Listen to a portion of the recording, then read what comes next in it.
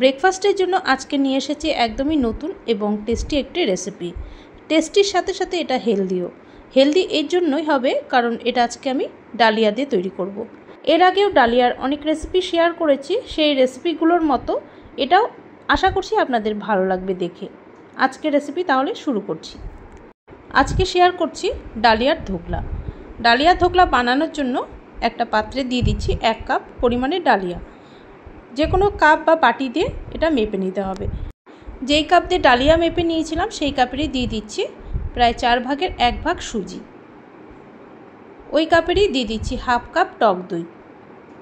ডালিয়ার সাথে টক দই সুজি দিয়ে ভালো করে এখন মিশিয়ে নেব। এখানে আপনারা ডালিয়া ধুয়েও ব্যবহার করতে পারেন। টক দই সুজির সাথে ডালিয়া ভালো করে মিশিয়ে নিলাম।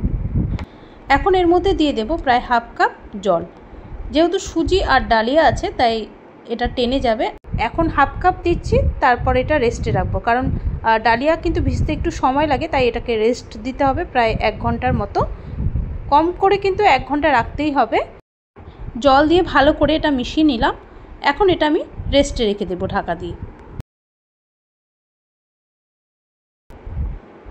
প্রায় 2 ঘন্টা রেস্টে রেখেছিলাম, আর দেখুন ডালিয়া কিন্তু ভালো মতো ভিজে গেছে আর নরম হয়ে গেছে। সাথে যে সুজিটা অ্যাড করেছিলাম সুজিটাও কিন্তু পুরো ভিজে ফুলে গেছে। এটা যত বেশি রেস্টে রাখা যাবে ততই কিন্তু এই ডালিয়ার ধোকলা সফট আর স্পঞ্জি হবে।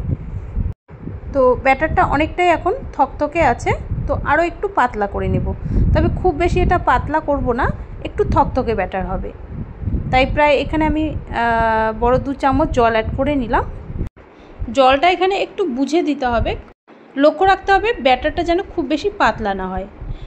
প্রায় এখানে বড় 3 চামচ আরও জল অ্যাড করে দিলাম। এবার চামচ দিয়ে এইভাবে একটু ফেটিয়ে নিচ্ছি। এভাবে একটু ফেটিয়ে নিলে কিন্তু ধোকলা খুব সফট আর স্পঞ্জি হয়। এর মধ্যে এখন কয়েকটা উপকরণ মিশিয়ে নেব। ধোকলাতে কিন্তু আদা আর কাঁচা লঙ্কাটা ব্যবহার করা হয়, তাই আমি এর মধ্যে দিয়ে দিচ্ছি কাঁচা লঙ্কা আর আদা।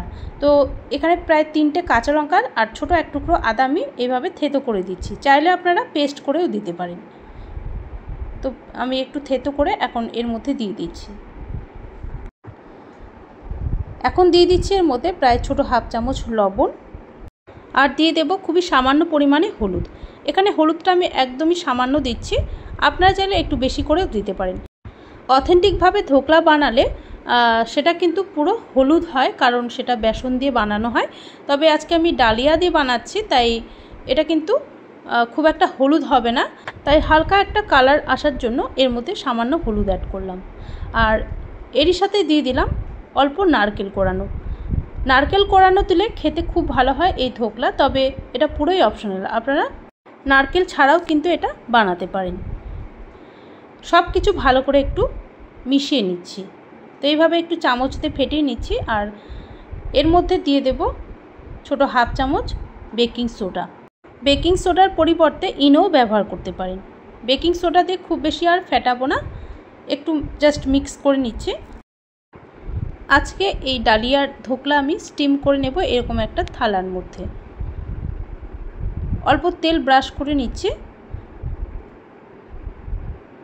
এবার যে ব্যাটারটা বানিয়ে রেখেছিলাম সেটা এই থালার মধ্যে ঢেলে দিচ্ছি।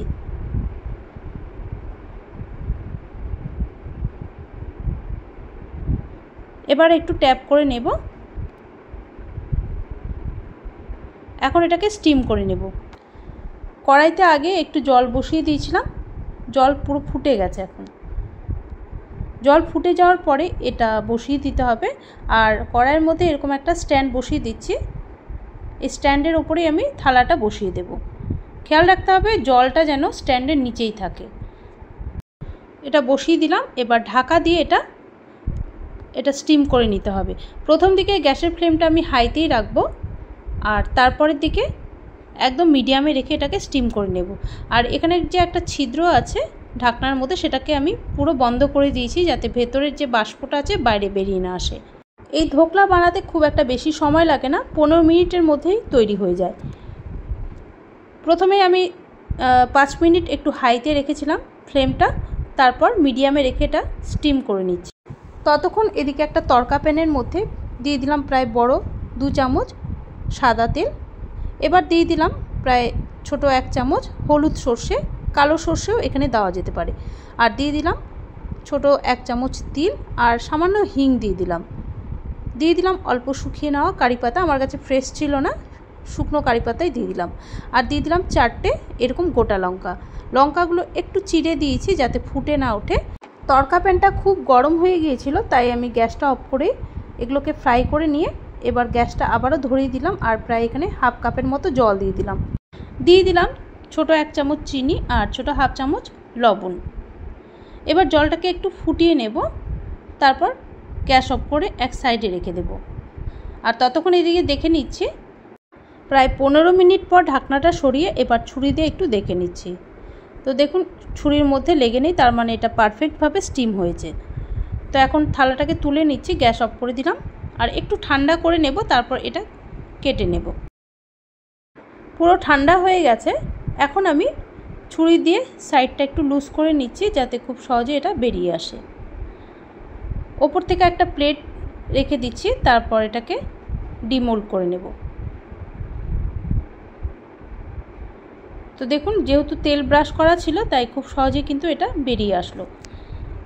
এবার এগুলোকে চৌকো শেপের কেটে নিচ্ছি, আপনারা আপনাদের পছন্দ মতো যে কোনো সাইজের কেটে নিতে পারেন। আর দেখে হয়তো বোঝাই যাচ্ছে কতটা সফট আর স্পঞ্জি হয়েছে।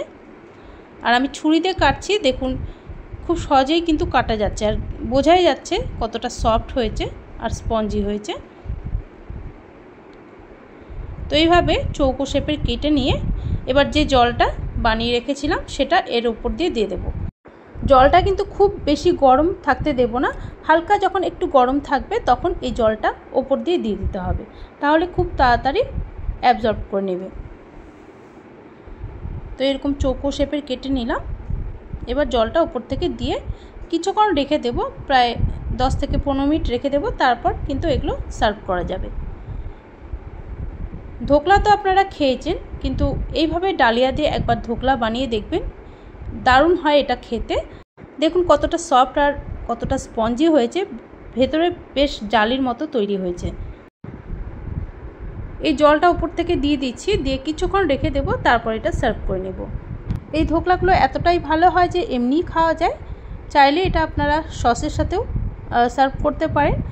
তবে আমি বলবো একবার আপনারা তেঁতুলের চাটনি দিয়ে এটা ট্রাই করে দেখুন, খুব ভালো লাগে তেঁতুলের চাটনির সাথে এটা খেতে। আর তেঁতুলের চাটনি অলরেডি শেয়ার করে দিয়েছি, কেউ যদি দেখে না থাকেন আমি ডেসক্রিপশন বক্সের লিঙ্কটা দিয়ে দেবো, তো সেখানে গিয়ে প্লিজ একটু চেক করে নেবেন যারা দেখতে চান। যারা কম তেলে হেলদি কিছু ট্রাই করতে চান তারা এই রেসিপি কিন্তু অবশ্যই ট্রাই করে দেখতে পারেন, খেতে তো ভালো হয়, সাথে এটা খুবই হেলদি। আর আজকের রেসিপি যদি আমার দেখে ভালো লাগে তাহলে প্লিজ লাইক ও শেয়ার করতে ভুলবেন না। আর আপনারা যদি এইরকম নতুন নতুন আরও রেসিপি দেখতে চান তাহলে অবশ্যই চ্যানেলটিকে সাবস্ক্রাইব করে রাখবেন। তাহলে আজকে এখানেই শেষ করছি, আপনাদের সাথে আবারও দেখা হচ্ছে নেক্সট একটা ভিডিওতে। আপনারা সবাই ভালো থাকবেন, ধন্যবাদ।